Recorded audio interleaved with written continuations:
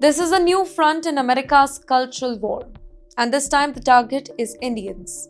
Not illegal migrants, not border crossers. Here we are talking about highly skilled Indian professionals who are working inside America's biggest companies.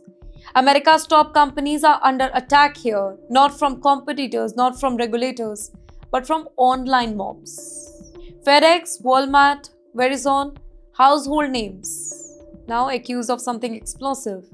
The accusation is simple, but it is very dangerous that you are replacing Americans with Indians. That is the charge being thrown at the US firms here, repeated again and again across social media. The language has turned ugly.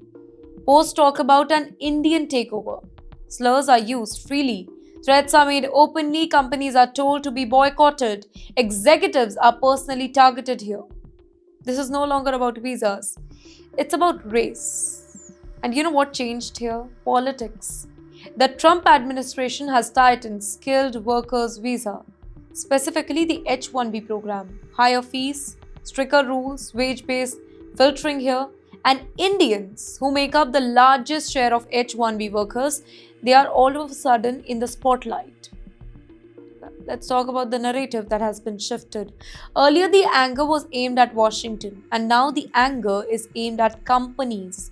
Employers are accused of betrayal, of selling out American workers, of choosing Indians over the locals. In fact, one incident, it lit the match. A road accident involving a FedEx vehicle. Now, instead of focusing on the facts, online voices dragged in the Indian origin of FedEx CEO, and all of a sudden it wasn't an accident.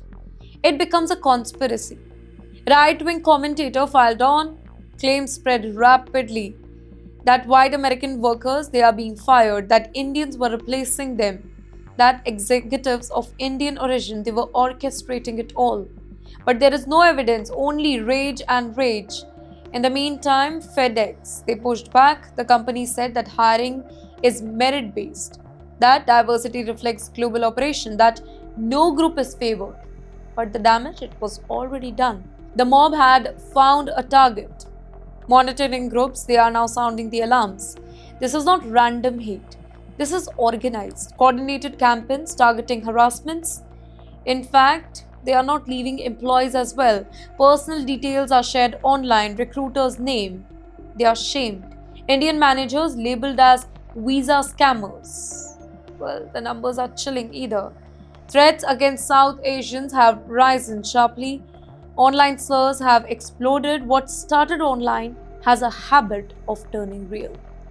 But why are Indians being singled out? Because they dominate the skilled migration here. Engineers, doctors, tech experts, researchers. Well, Indians are the one who fills the American gap here. But in a charged political climate, success becomes suspicion, right? Even America's most powerful CEOs, they are Indian. Name it, Google, Microsoft, household tech giants we are talking about, and yet, instead of pride, their success is being weaponized here, used as a proof of a false narrative. So, in the end, there are voices that are pushing back also, warning that race-based attacks, they are un-American, saying that no citizen is more American than other. But these voices, they are being drowned out. Corporate America is now really afraid. Diversity programs are under pressure, cultural celebrations, they are quietly scaled back.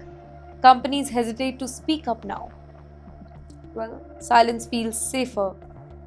But this is no longer about jobs. This is about identity, belonging, and power.